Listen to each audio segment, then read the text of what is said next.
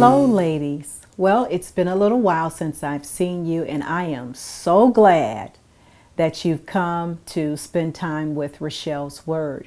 Been thinking about you a lot, and one of the things that the Lord had laid on my heart for you this Sunday is a message entitled, I'm Required to Love the Hell Out of You.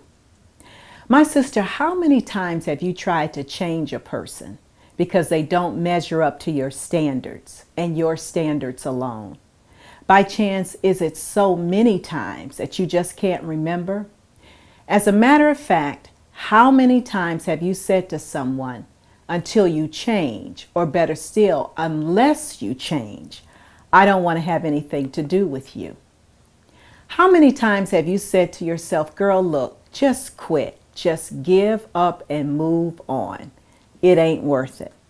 Again, I ask you, how many times have you said this to perhaps someone special in your life? Now, I want to ask you a simple question, looking at it from a spiritual perspective. If Jesus were to say to you, you don't measure up to my standards, and until you change, or unless you change, I don't want to have anything to do with you either, how would that make you feel? You know what? You don't have to answer this. I'll answer it for you. It would make you feel terrible. You might even ask yourself questions like, what did I do that would make the Lord not love me anymore? Or what do I have to do to make the Lord love me again? In the book of Genesis, the book of beginnings, we see the fall of man beginning with Adam and Eve.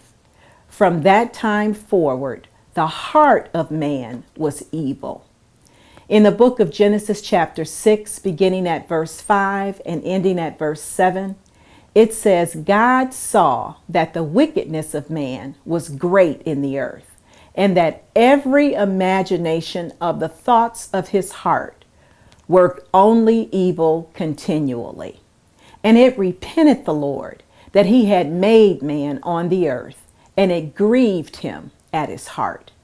And the Lord said, I will destroy man whom I have created from the face of the earth, both man and beast, and the creeping thing, and the fowls of the air, for it repented me that I have made them.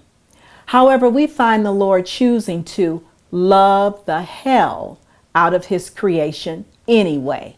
In Genesis chapter 8, verse 21, where he said, I will not again curse the ground any more for man's sake. For the imagination of man's heart is evil from his youth. Neither will I again smite any more every living thing as I have done. My sister, I ask you, why would a loving God say this about his creation? Why would a loving God choose to love the hell out of his creation anyway?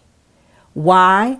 Because God recognized that man is fallible. He was that way from the beginning. He recognized that since the fall of man through sin committed by Adam and Eve, that we are a sinful generation of people. And yet God himself loves the hell out of us and has chosen through the shed blood of his son, Jesus Christ, to become obligated to us and strive with us anyway. He chose to become obligated to us and strive with us anyway. My question to you becomes, does he expect any less from you? You see, my friend, if the Lord responded, until you change, I won't have anything to do with you, then the cross is a lie, and the real purpose of salvation was not meant for us. You see, the cross would be a lie, and our coming to Jesus would then be just that, an exercise in futility. But it is through forgiveness and the propitiation of sin that we ourselves are forgiven.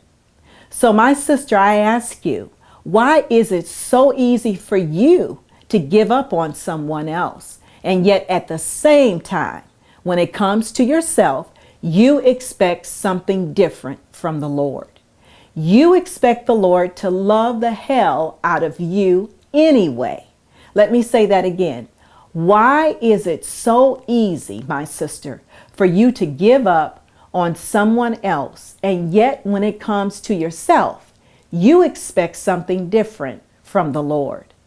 Why do we expect Him to love the hell out of us anyway? Make no mistake about it, my sister. It's because we choose to raise the bar so high for people in our lives or those who come across our path with high standards that we already know they cannot meet. And yet when it comes to us, to ourselves, we expect God to see us in a different way. We expect Him to accept us with all of our fallacies, all of our shortcomings, and all of our indifferences. The reality is, none of us will ever truly measure up as a perfect human being to God's standards in this lifetime. This is why He gives and extends His mercy and His grace. My friend, I want you to choose to be like Jesus. Recognize that none of us are perfect. And guess what? That includes you too. Let me say that again. None of us are perfect. And oh yes, my sister, that includes you and me too. Choose to love God's creation anyway, in spite of their imperfections, their faults, and their shortcomings. Love the hell out of them anyway, just as Christ loved the hell out of you. See you next Sunday, and remember, you are loved.